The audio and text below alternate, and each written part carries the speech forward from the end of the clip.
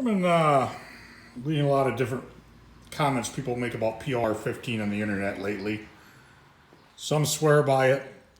Some say it isn't what it's cracked up to be. I've been using it since the 80s. My father was a big fan of it. He used to restore Hudsons and a couple other cars. And one trick he taught me is if you read the POR instructions, they tell you when you open the can to keep any unstored POR-15 in the can, put a piece of plastic wrap between the lid and the can, put it back together. Doesn't work. It will always get some air in there, and your very expensive POR-15 that's left over will go bad. My dad used to do this.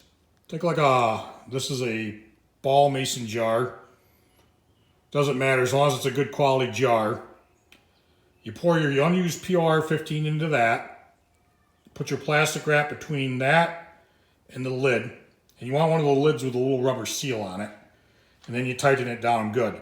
This POR-15 I bought back in 2016. It is now 2020.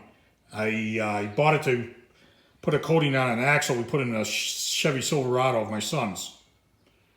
And I just use this POR to coat the bottom of a lift I bought.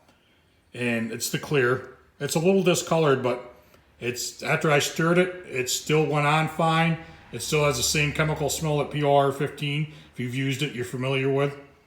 I mean, like I said, 4 years this stuff has been sitting in this jar. It's still good. It's still got viscosity to it. It's not hardened up a bit.